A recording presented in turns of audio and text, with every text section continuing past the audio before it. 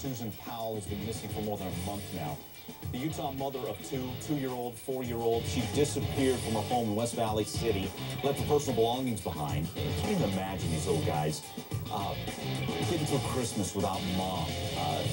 Let's continue on. Susan's husband, Josh, been the focus here of a lot of questions that I know we have. He's the last person to see her. Tells police he took the boys camping in sub-freezing temperatures after midnight.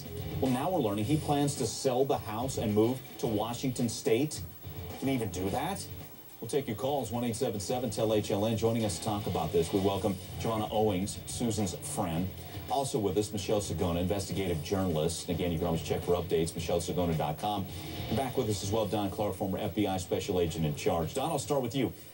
Can he even do this? I mean, he's the last person to see her. And let's face it, many think he's telling a shaky story about this midnight camping trip in freezing weather with little kids. Yeah, Mike, and I'm one of those people who think it's a very shaky story also. But from a law enforcement investigative perspective, it's going to be very difficult without them having some evidence to be able to pin something directly on him to prohibit him from selling this place. So, yeah, he can sell this place, but I think law enforcement can play a part in this and at least deal with the buyers, because I don't know if they've had an opportunity to go through this and really do a great forensic check in this house, although you're certainly going to find some because she lived there, but you also may find some other things such as blood or so forth that may not have been noted before. That's a great, but that's the follow question, Don. What about evidence that needs to be preserved? It's going to be pretty tough if the home gets sold. Yeah, it is. But if I think the police would probably want to go to the buyers if they find the buyer, find out who the buyers are, and try to talk to these buyers and get them to cooperate with them. And if he sells the house and the buyers cooperate with them, let them bring in a forensic lab and do all the things that they need to do,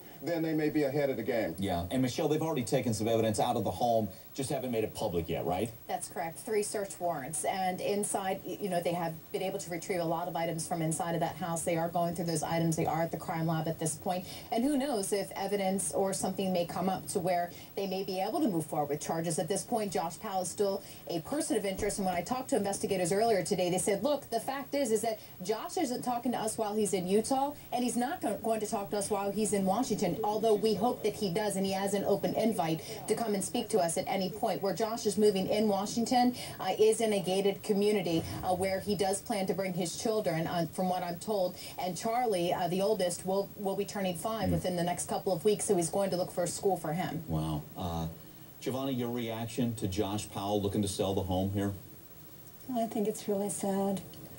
You know, personally, I think I would really like him to stay around so that he's here when Susan comes back.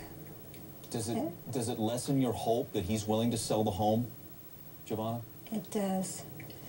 It does. It lessens my hope that he's, it's like he's giving up any hope that she'll come back. Okay. Guys, let's take a quick break. We'll have more on this. We'll talk a little bit more about the investigation. What is the latest? What was last time, or when was last time Josh Powell spoke with authorities? And we'll take your calls. You always have great questions, theories on these cases. Call in. The number 1-877-TEL-HLN.